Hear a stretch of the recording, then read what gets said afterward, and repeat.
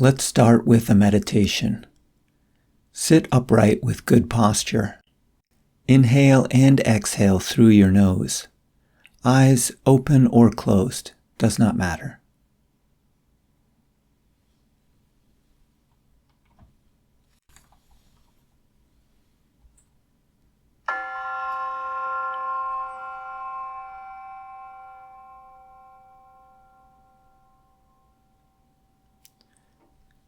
For a few breaths, on each inhale, tense up your muscles just a little. On the exhale, relax, while maintaining posture. Try to find all the muscles and try to keep the tension balanced as it comes on and releases. Again, with each inhale, tense up a little, and with each exhale, relax.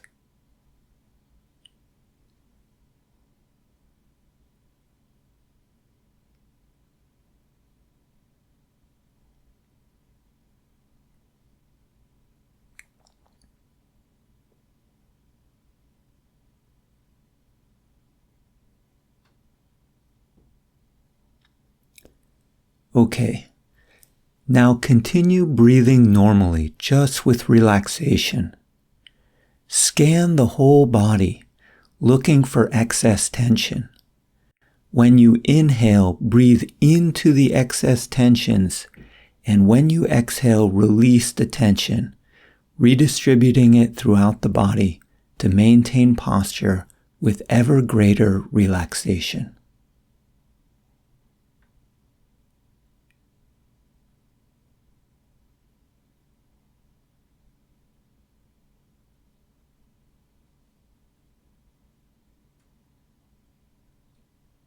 Look for any tension in your mind as well, and release that too.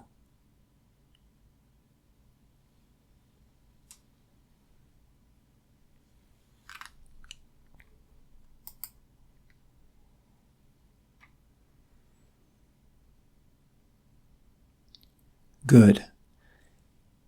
Now breathe freely and focus the awareness on the breath. There is no need to count. Just follow each inhale and exhale. With each inhale and exhale, allow the body to become more and more relaxed, and allow the mind to become more and more spacious, not grasping onto anything, just breathing, that's all, in this relaxed spaciousness. If you grasp on to anything, thought, sensation, or emotion, just gently bring the awareness back to the breath.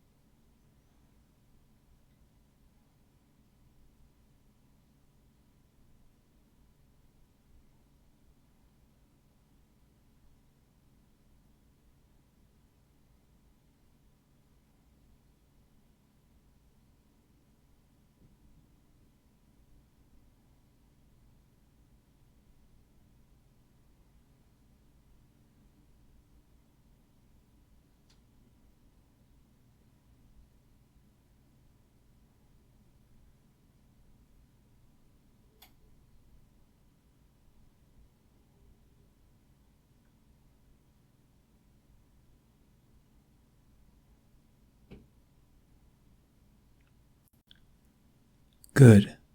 Now allow breathing to take care of itself and turn your attention to this relaxed spaciousness itself.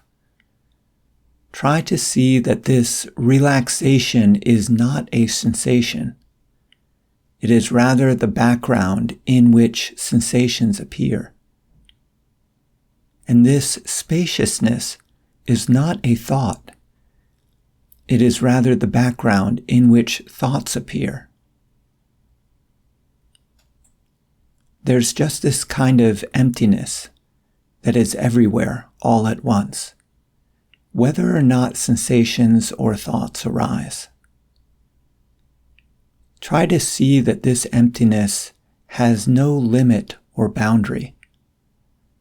Whatever limit you may perceive is just a sensation, and whatever boundary you imagine is just a thought. Test it out for yourself. There is nothing to fear.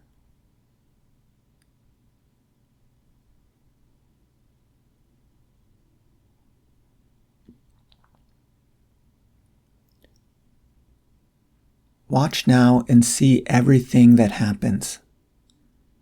Watch whatever sensation, thoughts, and perceptions appear, but all the while remain aware of this background in which these various phenomena come and go, like clouds in a clear sky.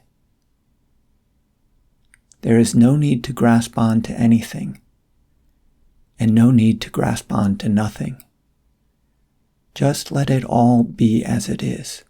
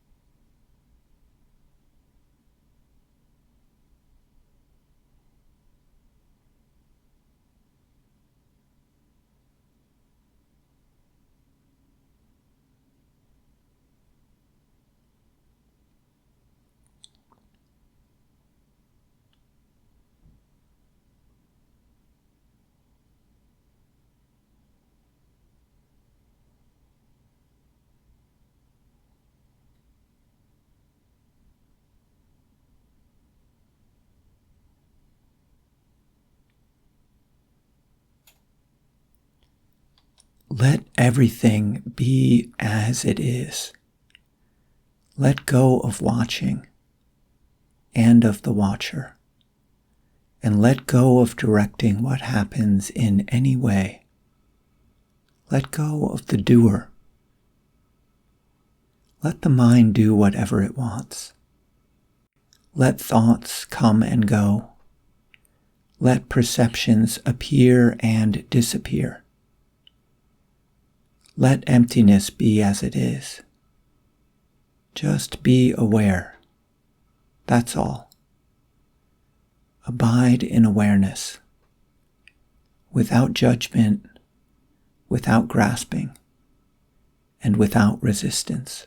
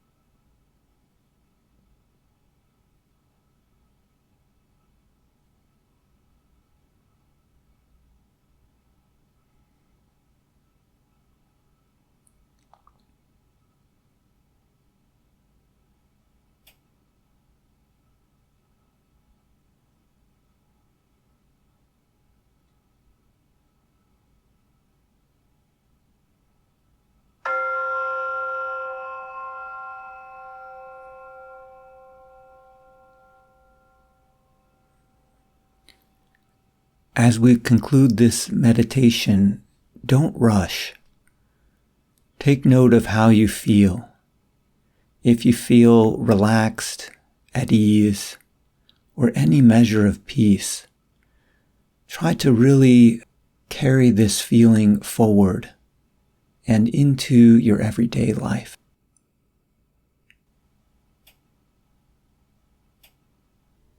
Well,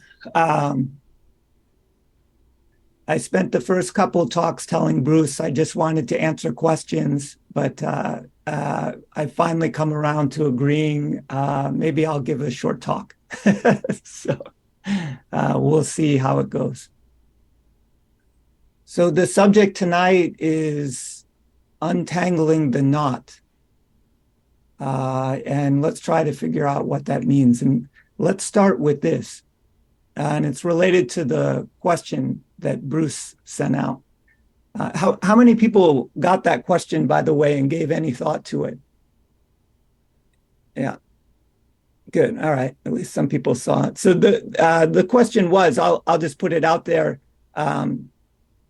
was how do you know that, for example, you are not awake already? You know, this question of awakening seems to be such a big one in the spiritual community. So this is an interesting question. So what I will say is that what people call awakened consciousness is not something that you lack. It is the source and foundation of the consciousness we all know and love. And so elsewhere, I've said that enlightenment is not something that you lack and not something that you can attain, but it is real liberation from the thought that you lack it or have attained it. You know, this sentiment is found throughout the various spiritual traditions. And I found kind of two examples that say roughly the same thing. Zen master Huang Po says this: that which is before you is it, in all its fullness, utterly complete. There is naught else besides.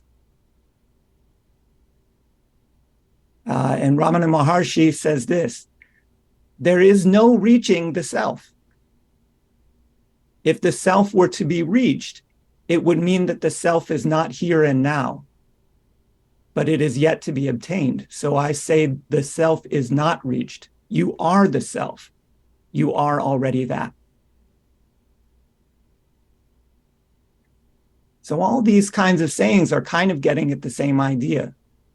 What can it all mean? And if that is the case, what all these sayings are saying, why do we not all know it? And how can we come to know it? That's the crux of the question. So let's consider two reasons for this not knowing. One, the reality of this awakened consciousness is omnipresent. It's everywhere and nowhere. It is in everything and nothing. And this being the case, we are just conditioned to ignore it. You can imagine, for example, that a fish wouldn't pay much attention to the nature of water because it's everywhere. You know, it's the water is sort of the reality in which the fish exists. And similarly, we do not recognize the nature of the reality in which we are simply because it is ubiquitous. It doesn't stand out because it's everywhere.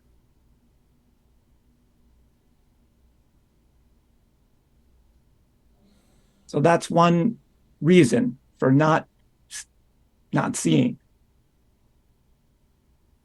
The second reason is that we are distracted. and sort of spellbound by various phenomena that do stick out, and the various entangled thoughts that accumulate in the course of our lives. And the problem is not that phenomena, situations, and thoughts have arisen or stick out and draw our attention. That's not necessarily a problem with regard to this seeing. The problem is our attachment to them, our identification with them, and our belief in them as real and true in a sort of lasting sense. And that's the basis for their entanglement. This attachment causes them to get stuck. And then once one gets stuck, another one gets stuck onto it. And then another gets stuck onto that, and another gets stuck onto that. And they move around a little bit, and pretty soon they become sort of entangled into a knot. And that knot grows and grows and grows. And pretty soon it seems impossible to make any sense of it or to pull it all apart. And not only that, it seems it's been there so long that it seems absolutely real to us.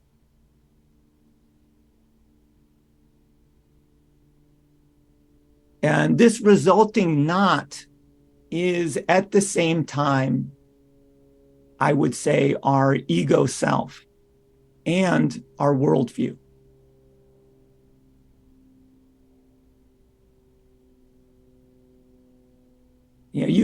We could also think about it as like a woven tapestry. Again, it's the same idea, a bunch of threads that become entangled with each other. And this tapestry or knot veils the reality that we're looking for, that's always there.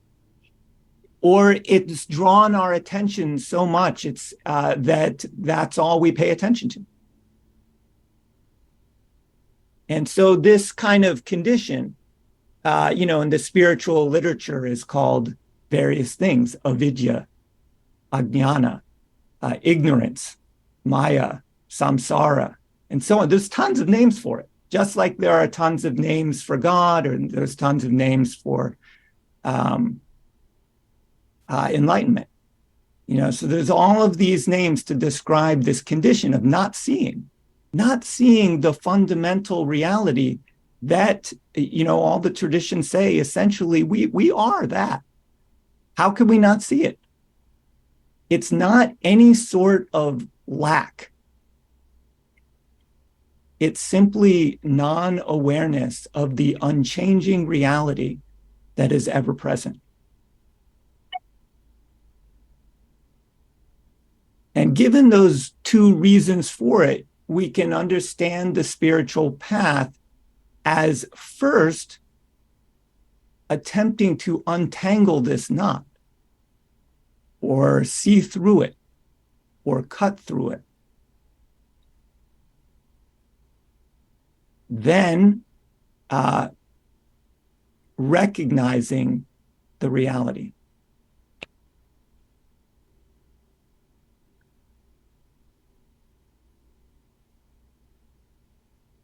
Sometimes we may have momentary glimpses of the reality, but as long as that knot remains intact in some way, that veil of non-seeing will return. So the subject of today, disentangling the knot, or you could say deconstructing that tapestry. Sorry for mixing metaphors. It just occurred to me that that's another good one, so I kind of added it in. You take whichever one you like. So that's the endeavor of practice. How do we do it? by engaging in practice. All the practices attempt to work away at disentangling the knot in various ways.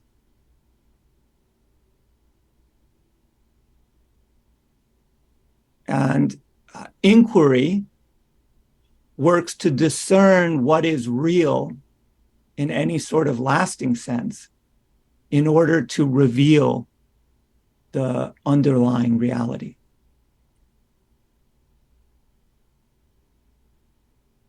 So, this can happen on many different levels. At the beginning of our practice, we might just be working at a few prominent strands that are giving us a particularly difficult time.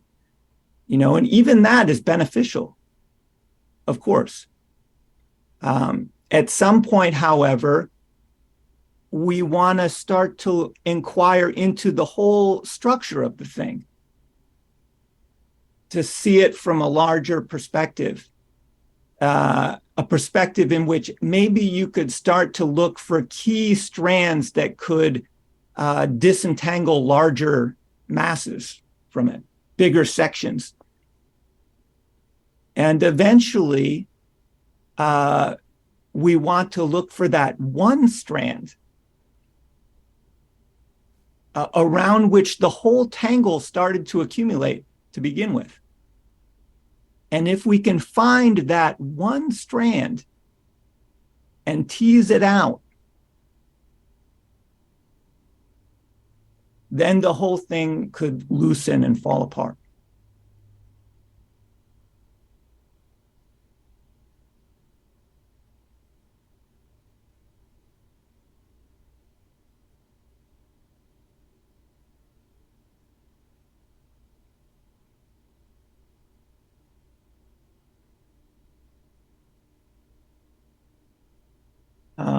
Let's see, Bruce, should we take questions or go right into our inquiry here? I think we should maybe take questions, and yeah. Everyone really wants to know, what is that one strand we need to pull on? Find out, dig deep.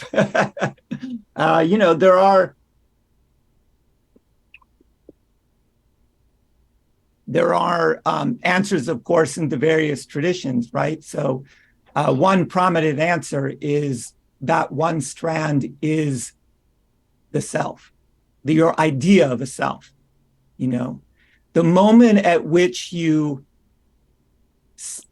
drew a distinction between yourself and everything else, that's the first distinction and the first strand of that knot.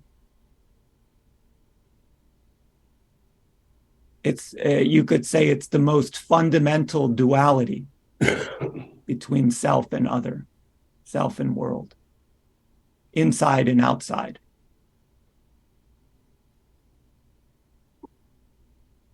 So, can I ask you a question about that? Yeah. Well, actually, before I ask the question, it seemed to me something just happened in the room right as you were saying, and I think I missed something. But we're looking like it sounded like you were saying we all have our own strand. There's a certain particular thing that we each have that we need to find of our own. That one is like, not only does everyone have one, but that's like the first one. Like we're trying to work our way back. And yes, that seems very true, but it seems unlikely that that's the one we're going to find or, tease out first. Well, that's why I said, at the beginning of practice, let's imagine this thing as a giant ball, a huge Gordian knot with millions of strands in it, we can't even imagine what's at the center of it at the beginning.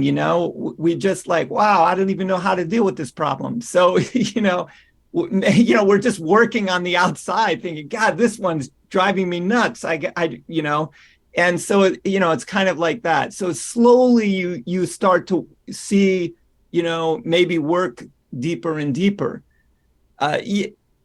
Is it possible to go straight to the center? Yes. But I think it's pretty rare that happens. It requires some it requires this process of inquiry to see how does the whole thing operate. How did the strands become entangled? What exactly is going on here? How can I untangle them? Is that possible? I've pulled one out. Now what do I do with it? Can I let it go? Or does it just come back? There's all of these kinds of various things that are, we can look into through practice. Let me ask my second question. It might tie into what you're saying, and then I won't take up more time. The meditation class I do on Wednesday, someone was asking the teacher about someone had brought up what it likes to be a baby, a child, a newborn babe, and how they see the world undifferentiated and all that stuff. And so someone was sort of bringing up, well, at what point does the child become deluded or enter this world of duality? And he said, and the way the teacher answered was interesting. And I'm interested in your response to this, although of course it's my words. He said, it's not like the child is born awake and then becomes deluded as a result of being taught the names of things and things like that. He says, we're born into a world that's already dual. Like it's dual when we get here. It's not like we're as awake now as we are as babies, but the baby also is deluded just because we arrive here in a state seemingly made for us. I don't know. I'm going to leave it at that, but I thought you might have something to say about that. Partially because, we talk about how the chain of conditioning, or this very first thing, we become separated from. There's different ways of understanding this. So on the personal level, like when you're looking at yourself, you can see how conditioning operates, how coming to believe certain thoughts leads you deeper and deeper into delusion. Trying to imagine the mind of a baby is maybe interesting, but it's,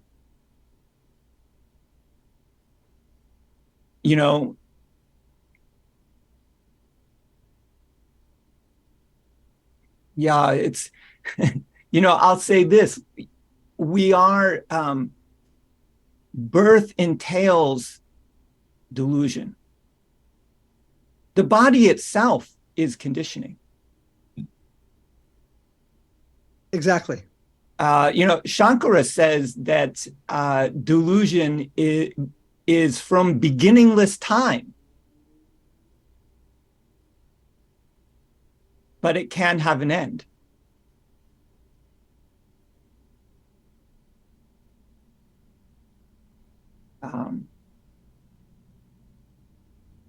So yeah, that's, ultimately, I would say, rather than trying to figure out the mind of a baby, figure out your own mind. Yeah.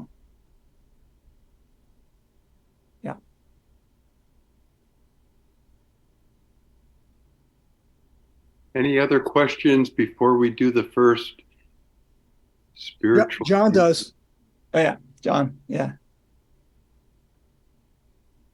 Hold on, John. I gotta.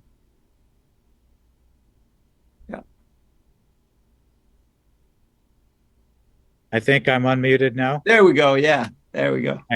Thanks.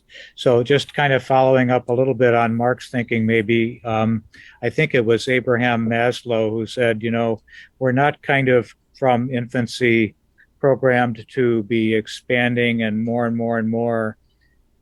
As I remember, he made the case that actually we're born into this infinite being, and our job is to narrow down into something manageable. Learning the ropes so we don't trip and fall, figuratively and intellectually and literally as we age.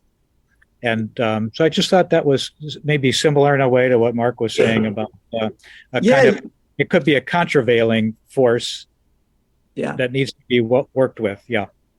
As a model to act upon, it's not a bad model. In other words, we spend the first part of our life getting entangled in this knot. And God willing, we have the opportunity, we can spend the second part of our life getting ourselves out of it, so that So from that perspective, that works as a model. We get lost in life. That's certainly true. That was true for me, for sure. Uh, you know, before before you know it, you're lost in life. And the whole endeavor of spiritual practice is to make sense of it, how to untangle this knot that we've gotten ourselves into. But it's a model for practice. Yeah. And that would go back to your answer, perhaps, that rather than trying to imagine what we were like as an infant, better to look at how we Right. can who we are now untangled. Right. How did you get into this problem? How did you get where you are, in life, and how did we end up here, and what the heck is going on? Bruce, can I ask a question? Sure. Thanks. Thank you, Matthew, for being with us again. I've already gotten some things of value. So I know it's a paradoxical statement when you said this universal consciousness, universal intelligence is everywhere and nowhere. Can you speak at least a little bit to the nowhere? This question seems to have come up a lot this week. Yeah, this is the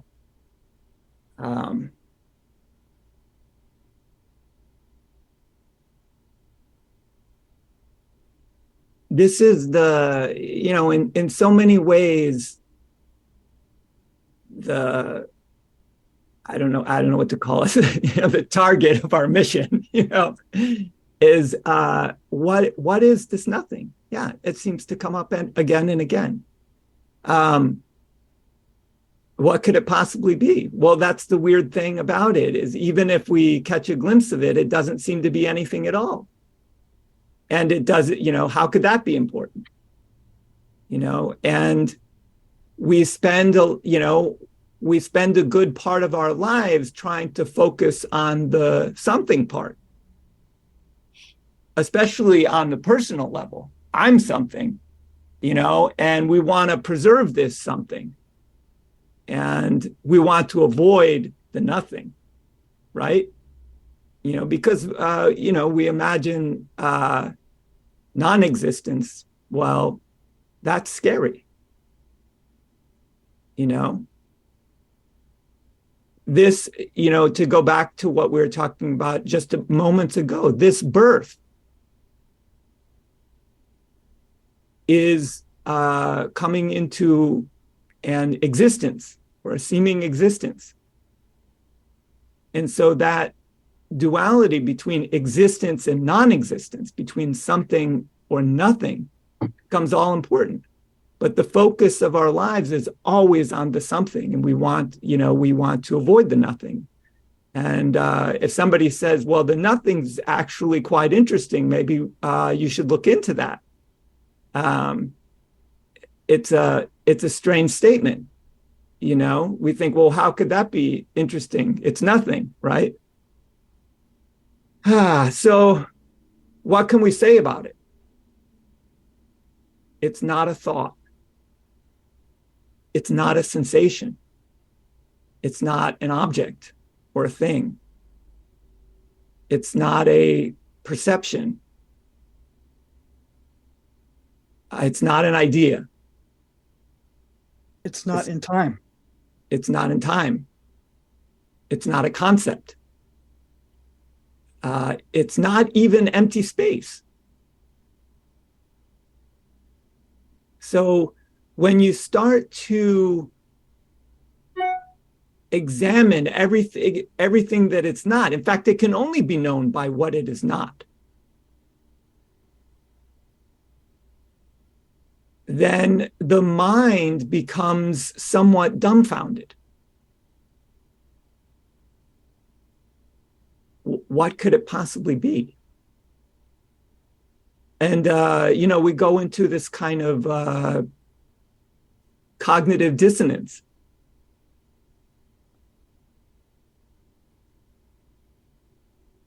And if we and that's that's where we'd like to head in our practice.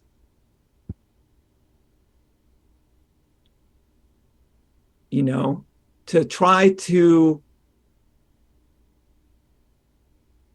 see nothing, to try to look for this nothing. It's not an experience either.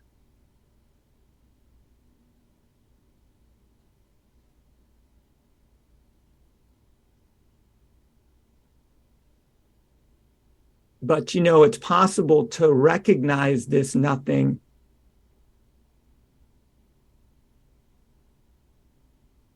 as one's true being, as the self, as everything, as not other than anything in particular, not other than everything, not other than the self, not other than God, and so on. So,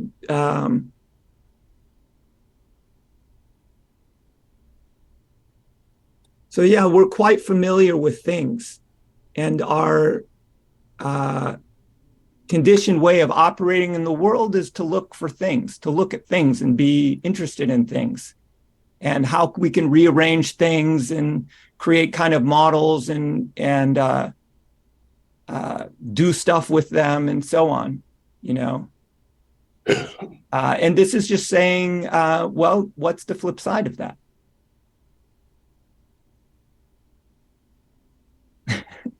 This it's quite interesting. There's not a whole lot one can say about nothing. But nevertheless, it's a deep topic if you start to get into it. Mark.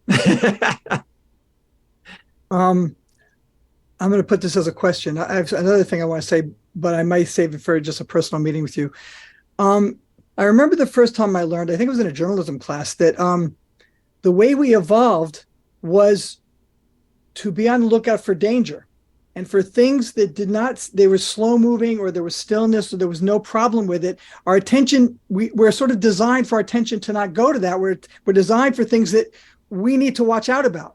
And it might be that if that's true, that evolutionary thing has percolated up into our way of seeing everything, so that we can't see nothing because we're just not designed to. Like, it's this extra weird way of, not weird, but something we're very unaccustomed to and not designed for it specifically.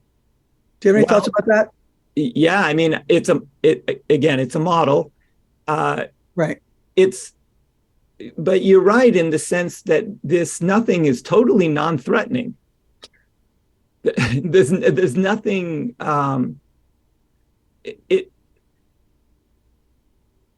If you approach it attached to your life and all your ideas into this about the world and yourself and so on, then it might seem threatening.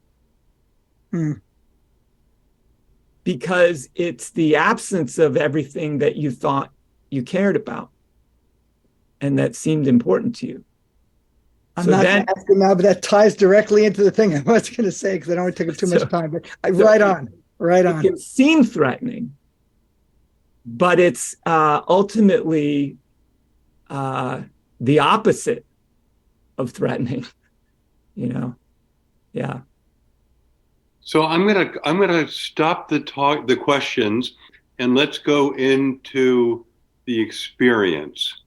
Yeah. The experiment, the inquiry. Yeah. So all good questions tend to evoke this tangle of thoughts that is the ego self in the world, and provide opportunities for disentangling strands, and also point beyond toward, you might say, towards this nothing. If we look deep enough and we don't take any mere thoughts as answers. So this question, how do you know that you are not already awake, is an interesting question. Let's try it in real time. So As Bruce said in his email, we all think we're seeking something in our spiritual practice, however we might conceptualize it. Let's call it to awaken. Spend a minute meditating on what to awaken means to you, and then ask yourself, how do I know I am not already awake? Try to identify what it is that makes you think you know whatever it is you think you know.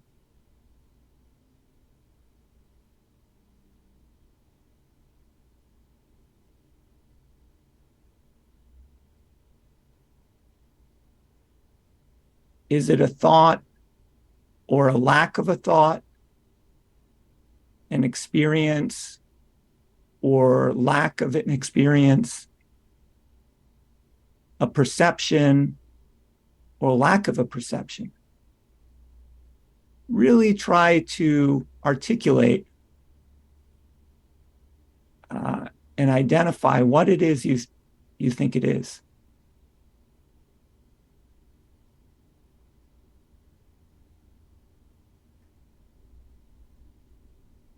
What's missing?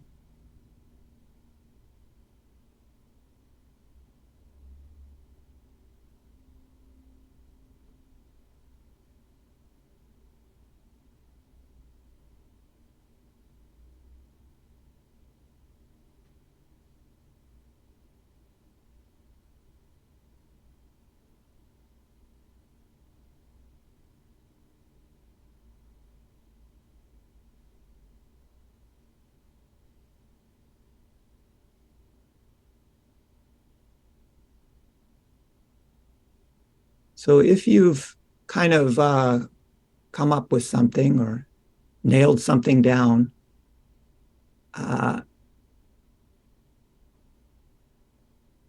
think about these questions. Is the answer satisfying?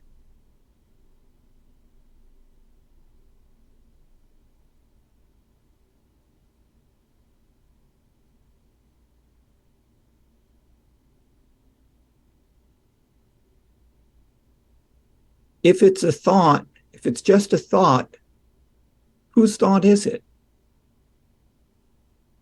Who told you, for example, that you lack anything?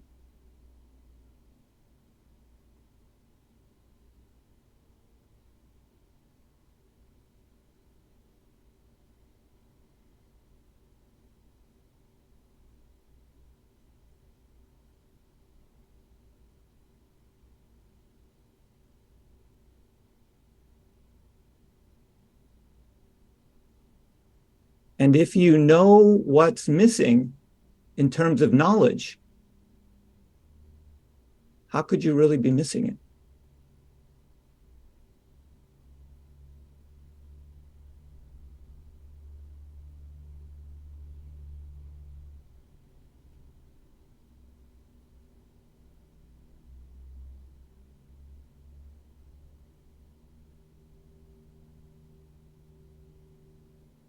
Okay, so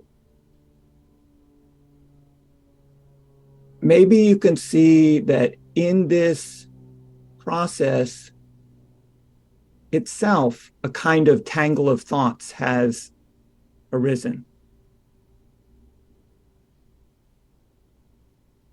So let's take whatever answers you came up with, whatever thoughts you had regarding this question, and just gently set it aside.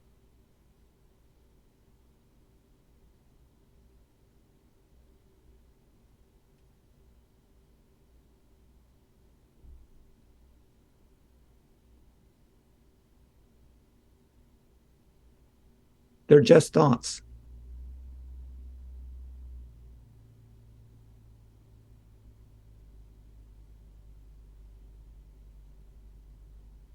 But don't look for anything new, any new thought or new experience. Just empty yourself of present thoughts. That's all.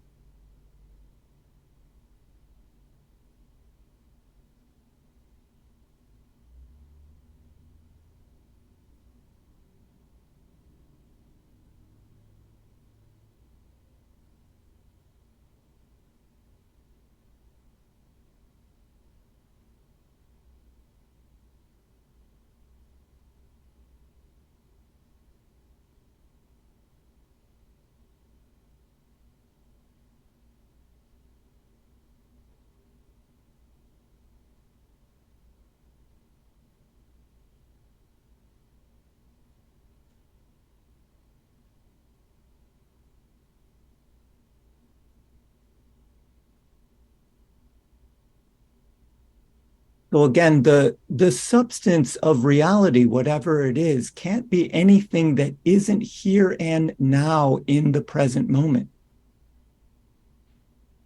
You're all seeing it. You're all experiencing it. You all are it.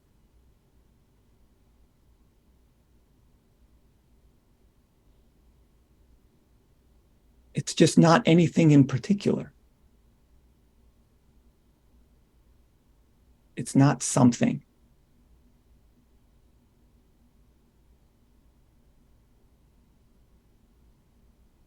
As Huang Po puts it, it is pure mind with a capital M, which is the source of everything, and which, whether appearing as sentient beings or Buddhas, as the rivers and mountains of the world which has form, as that which is formless, or as penetrating the whole universe absolutely without distinctions,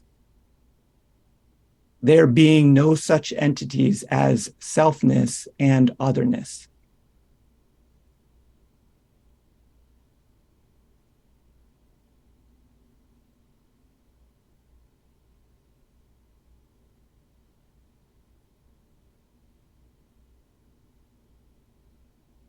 So if this is the case, if it isn't anything that we lack,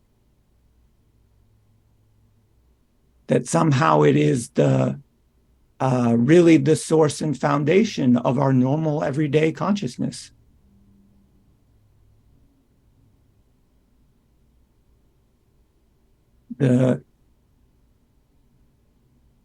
Our practice becomes look for that which is within you already.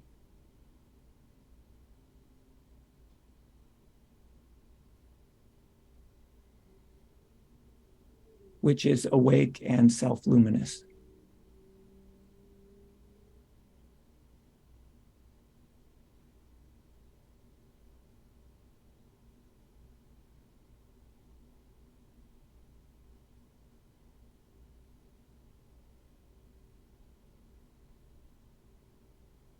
So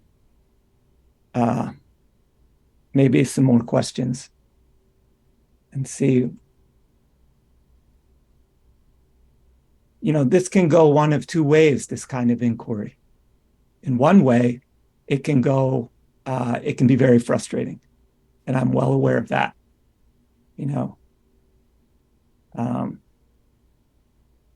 On the path to that self-emptying, that can be a rocky path.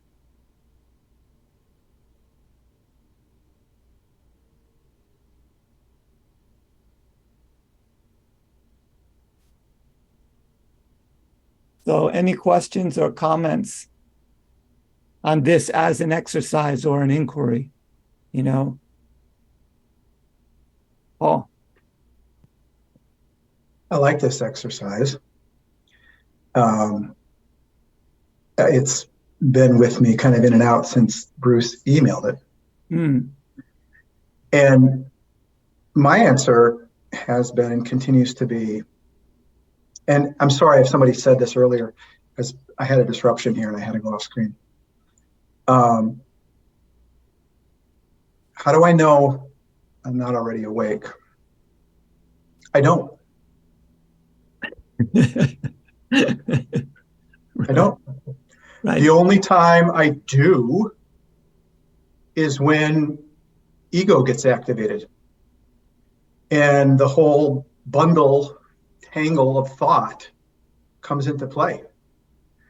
But the truth is, I don't know. Yeah. That I'm not.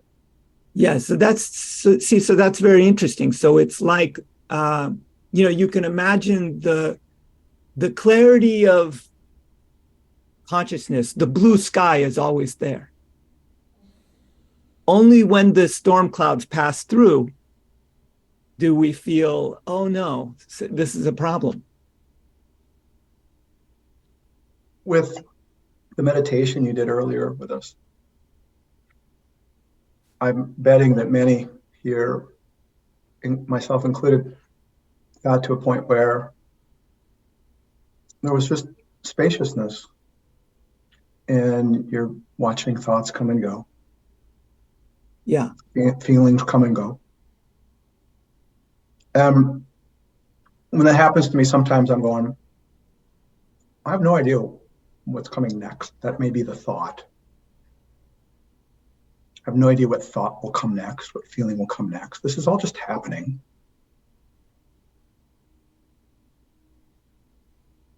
Yeah. Yeah. So,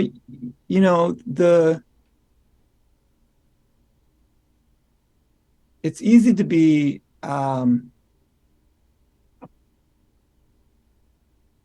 content and clear when nothing's going on. When as you say, the ego isn't acting up, right?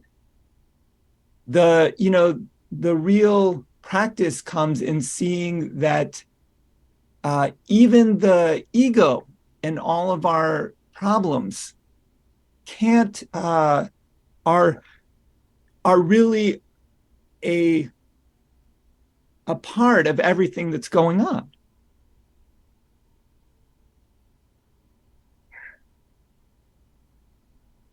But you're right. Like I said, I think one of the good things about these kinds of inquiries is if you take them seriously, it's like the question, who am I, for example?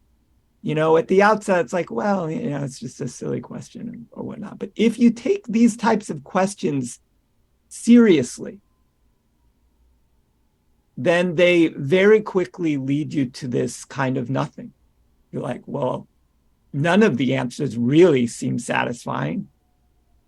They're all clearly just constructions of the mind, imagining various scenarios and situations and relationships, and they're all clearly just thoughts.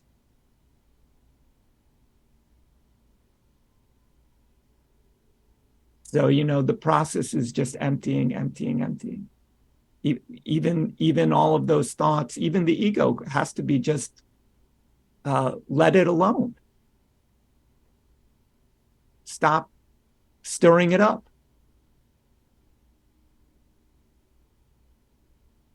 I always like the image of muddy water. And so if you want muddy water to become clear, you can't, kind of like try to push the mud down or sweep it to the side. This never works, You just have to let it alone. Just let it completely alone and let all the mud sink to the bottom. And that's the only way, really,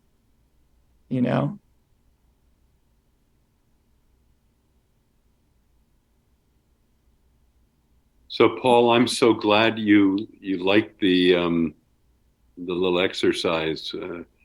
It arose for me after a talk I had with Matthew, where I meditated the next morning, and he had said something like, "Bruce, you and I are the same being," and at that moment, it sort of yes. I was, but of course, the next morning when I went back and tried to feel it, I couldn't quite restore it again. But in my meditation, I asked myself, well, how do I know I'm not awakened? And like you, I said, I couldn't find an answer, except for the one thing that there's still this sense that behind all this is Bruce trying to figure this out. Bruce had this, so it's, I can have all these little senses, but I can't let go of that background noise, which I guess is that strand that holds all the other strands together, that there's this entity of Bruce is somehow real. So Matthew and I have talked about that. He's given me ways to try and find that strand and pull it. But It's still there. So that would be my answer to the question. Is they're still in the background, slightly higher than the my selfhood and everything is my observer, participant, Bruce part. I was just thinking, Ramana Maharshi used to say often things like, was this a question when you were asleep? The question doesn't arise when we're deep in sleep. This is kind of like what you were saying, Paul, is like when the ego isn't acting up as it will, the question isn't even there. There's just clarity. It's only when the questions start to arise and the problems start to arise and thoughts of self and others start to arise that suddenly there's all of these questions and problems.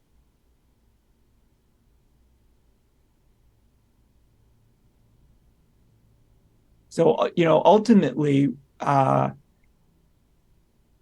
it doesn't matter whether the mind is busy or not busy. But for the endeavor of discernment, it's helpful to make it quiet, because then you can see more clearly and have the opportunity to notice nothing rather than something.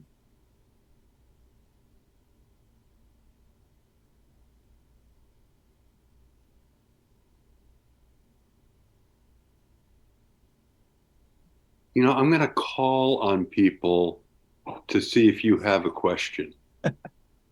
We did that last time. Could I ask one, Bruce? Paul, I'm going to call on you first.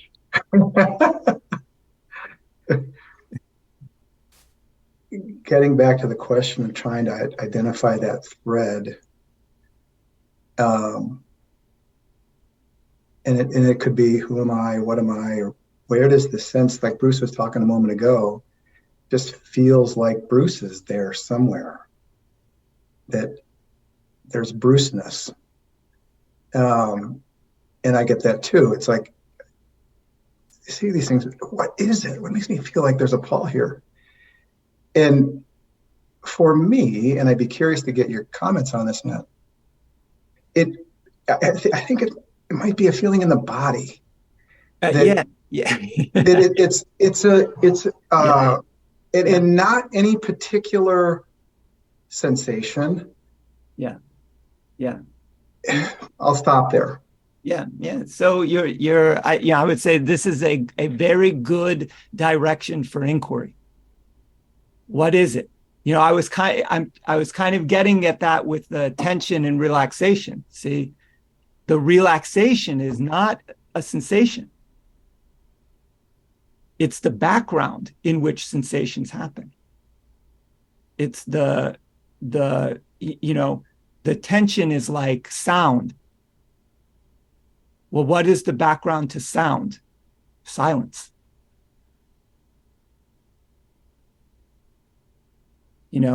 The background of all things is the nothing.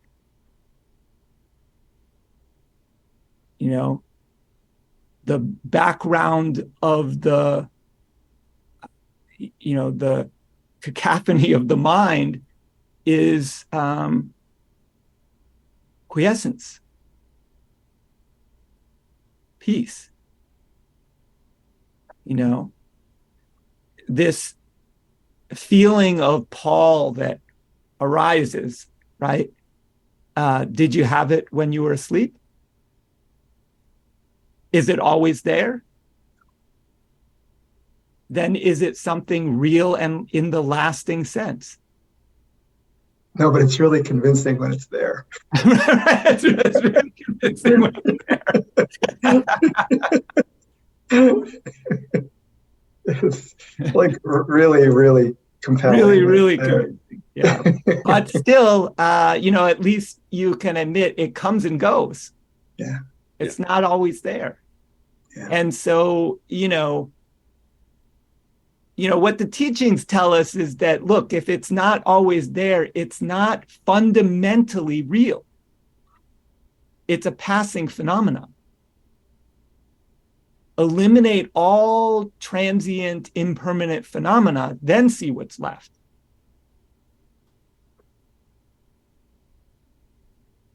Seems real and is real are different. Yeah. But I hear you. I hear you. It can be very convincing. Yeah. Thanks for that. Yeah.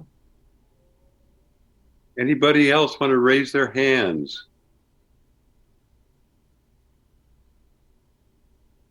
Jess. There we go. Yeah, I've too enjoyed the meditation and the relaxation and and a couple things. I noticed the body sensation. Like my neck got really tight, and I thought, oh, I'm not doing it right, or I'm, something's wrong. And then I'll let go of the observer, and I thought that was hard or challenging. I thought, boy, that just feels like that observers is always going, or maybe it's my inner critic too, always kind of talking. Yeah. So I feel like sometimes I can untangle a little bit more when I'm alone or out in nature, but sometimes I feel I get more tangled when I'm interacting with people or get triggered somehow, and then it takes a little while to kind of come back. So I'd like to be more untangling when I'm engaging with others. Yeah, I understand that quite well. Yeah. Yeah, it's interesting you say like the tension in your neck and the thoughts about something being wrong, that those two things coincided. It kind of goes to what Paul was saying about the feelings of self are constructed out of various sensations. Mm-hmm. And the sensations are in various ways the results of tension. When you're completely relaxed, you start to lose track of everything, where your body is,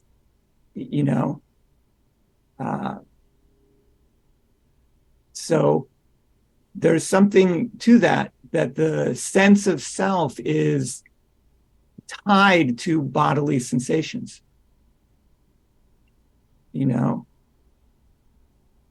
being controlled or holding it together. Holding it. Yeah.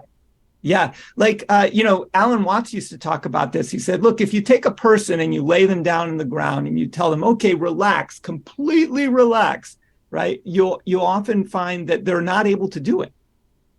They're still holding some kind of tension, and I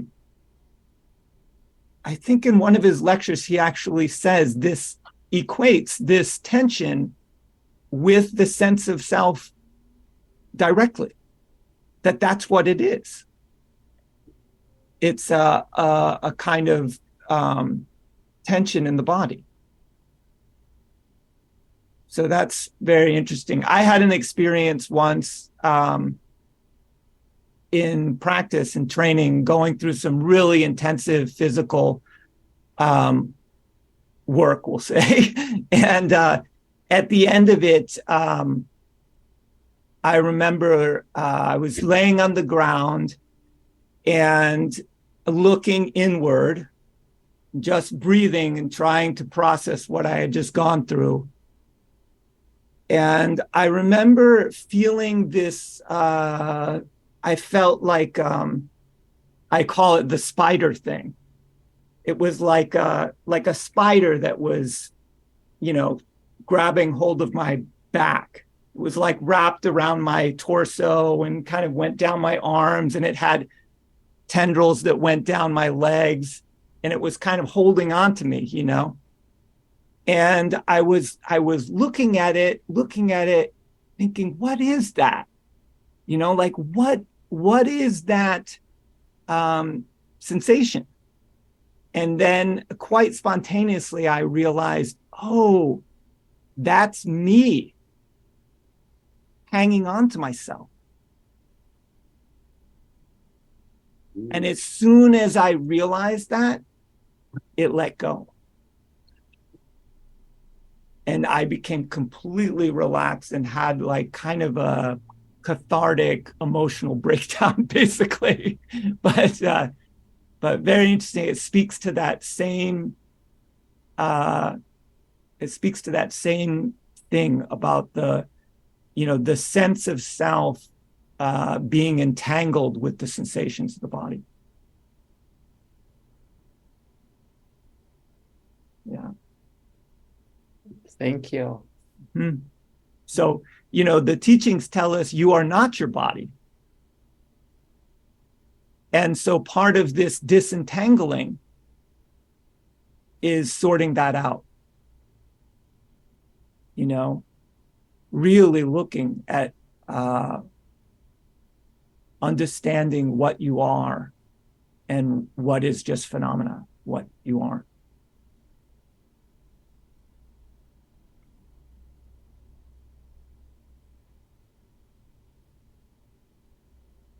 We've got another 10 minutes or so. Rather than calling on anyone. Hey, Bruce, I've got something. Good. So, Matt, we've talked about this a little bit before about this sensation of self. And since this has come up, I thought I'd bring up what we discussed before. Yeah.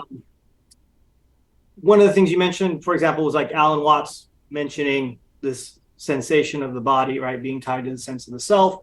And specifically, part of that is also being tied to the tension. The eyes. Right? Behind the eyes. So one of the things that's very interesting for me and kind of my developmental motor mechanics and kind of biology research is that the way our neurological system develops for body motor control, right? The way we first figure out how to start using our limbs and doing anything within our body, from the very first things, the first thing that has to happen is the eyes have to first be able to focus in on something. And that's attention, right? When we focus in on something, that creates tension. When you relax the eyes, the focus goes soft and you go long. If you want to see something close to you, like your hands, right, you actually have to create tension in the eyes. And that creates a physical distinction for you. That's the anchor point that your nervous system then starts to map out your hands and your feet and every other part of your body. And then from that, it begins to map out every other piece that your body can interact with in terms of proprioception. Yeah. So literally, like the sensation of self at a neurological level starts at an infant in the tension of the eyes. And then that connects to other tensions in our body to literally define ourselves from everything else. So this whole kind of discussion of the sense has a connection to the body, I don't think that's an accident or just something that we're kind of agreeing on. I literally think it's biologically part of us. And it's also the reason why I think we all are caught into it, right? Where you never meet somebody who's like, oh yeah, I'm 20 years old and I never found this sense of self in the body. What are you talking about? You never meet that person, right? That doesn't exist because it's literally part of just the organism, right? Coming online and figuring out how to move and how to perceive. And it's directly connected, like I said, to that tension in the eyes. Like that's the beginning piece of it. But what I think is interesting is once we have that mapping, right? This goes back to what was talked about earlier about the idea like the first half of life is getting tangled up in the knot and the second half of life is getting untangled. Well, once you have that mapping and that distinction, you can start to recognize, frankly, what it is. And then you're like, oh, that's just a neurological map for, just basic motor control stuff, but it's not reality. It's not existence. It's not the identity of what I am. And you can important to realize like there is a biological source to this stuff. Yeah. Right? And you can start to, manipulate it. Yeah, absolutely. And in fact, this is one of the, I had a few exercises and let's try this because it's really fast. And it speaks to this tension in the eyes. even with your eyes closed, actually. Close Yep. your eyes, and just close your eyes, and I want you to envision in front of you an apple. Make it as detailed as possible. Perfect apple. And now, once you have it in focus, notice the tension around your eyes. Mm-hmm. Okay. Now I want you to breathe into that tension. And as you exhale, relax it and move it to the back of your head.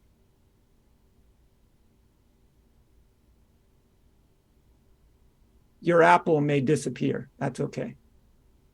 Just move that tension to the back of your head. Okay. Now your awareness is there in the back of your head. You may actually notice some tension in the back of your head.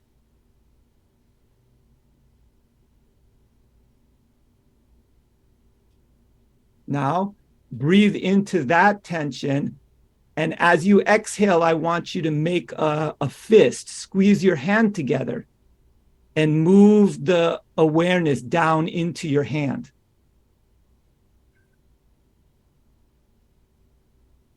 See, now you're inside your hand.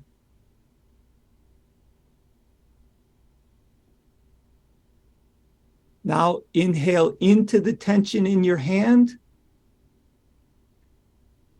And as you exhale, just open your hand and let go of it completely.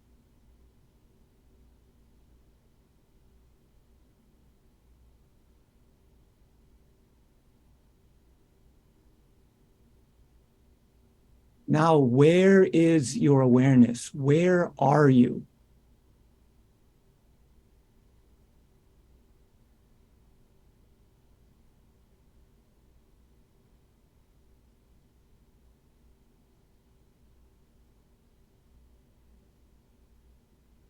That's all. It's just a little, you can play with that, moving your awareness to different parts of your body. It's an interesting exercise. Paul.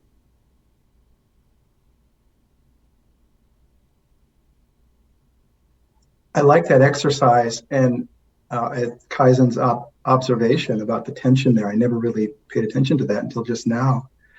And talk of the eyes makes me remember an experience I had very recently. So I teach classes not on this topic, but people are joining from all over.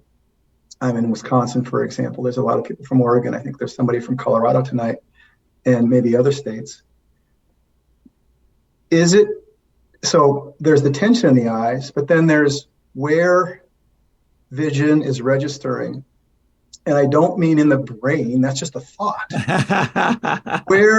Where is vision actually registering in the moment right now? Yeah. And are we not all looking at our screens from the very flippin' same place? In other words, this gets to a very deep question. What is it that you're looking at? You have all these various ideas of a world external to you, separate from you, separate from your supposed mind. What is it that you are looking at? Where is the image that you're seeing? If not in your mind.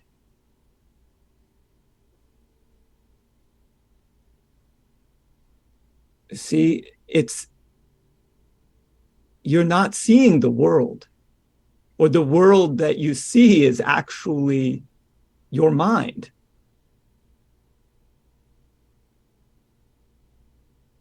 And it gets even weirder, because where is your mind if not in the world that you're seeing? Where else could it be? Your body is in that world.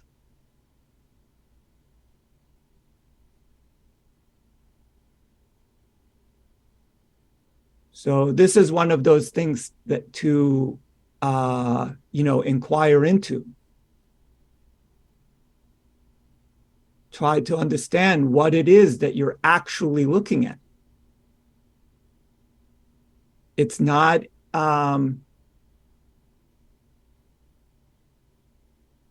exactly what you think it is. Are you saying, Matt, that when I pose the question, aren't we all looking from the same place, that I'm kind of misstating the question? I'm asking the wrong question?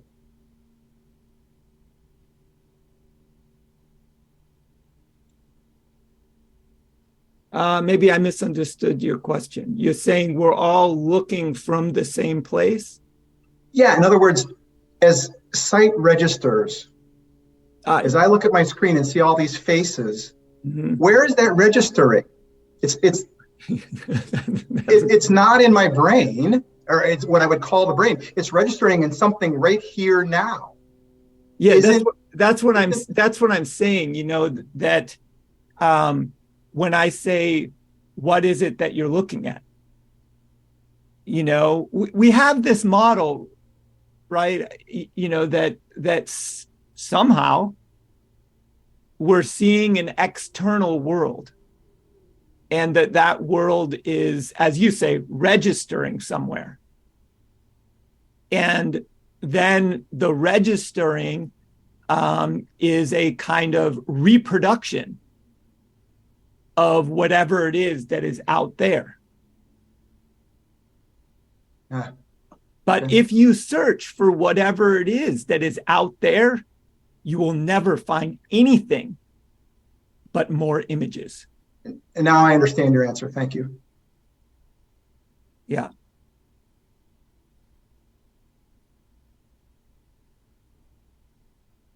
So that's I'm not posing any kind of alternative model either. I'm just saying what's going on isn't as straightforward as the view that we may hold, and that it's, you could say in some sense, more simple. Because it's not dualistic. There's not an inside and an outside. Inside and outside are one. There's one reality, not two or five or 10,000.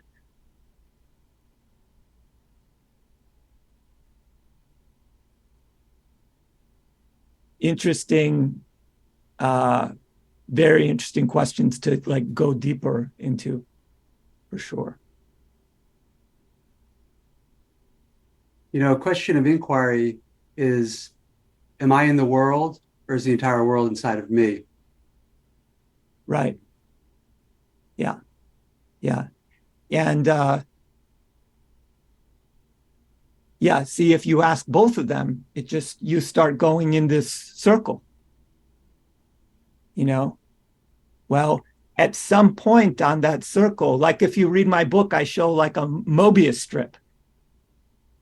And somewhere on the strip, there's a line, an imaginary line, that separates one side from the other, the inside from the outside.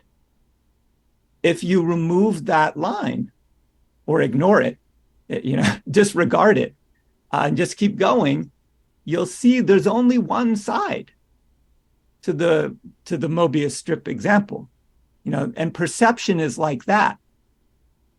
There's not two sides to it. It's continuous.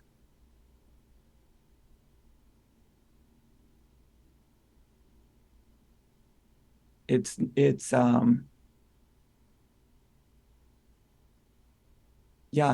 one reality.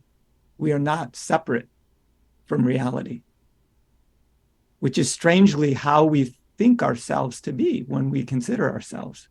We think ourselves to be somehow separate. We're in our head.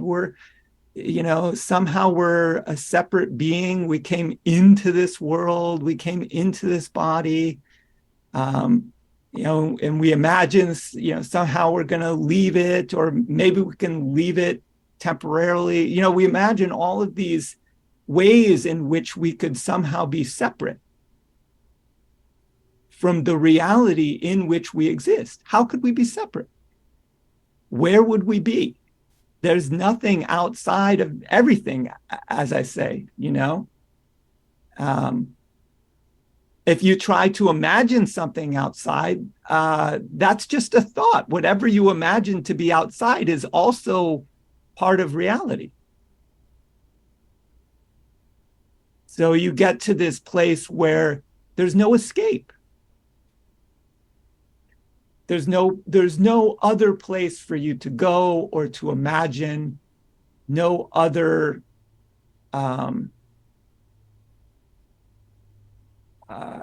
no other time, no other place in which you could be, or in which God could be, or where you could go, perhaps after you die or something. There's no place outside of everything. There's no escape. It's a world without end. It's a miraculous, luminous existence and non-existence.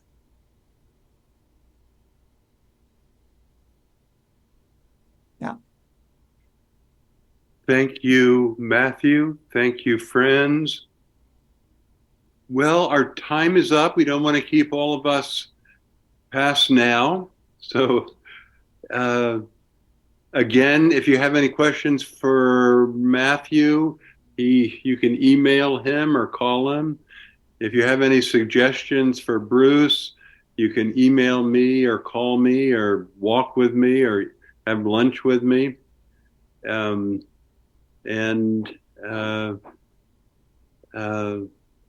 It's good to see you all. And Michael, thank you for joining us here for your first time here. Yeah. Greetings, Michael. Nice to see you. I guess meet you. Yeah. And thank you all for being here. Yeah. Have a great evening. Blessings to everyone. Thank you all. Thank you. Thank you. Namaste. Thank you. Thank you. Thank you.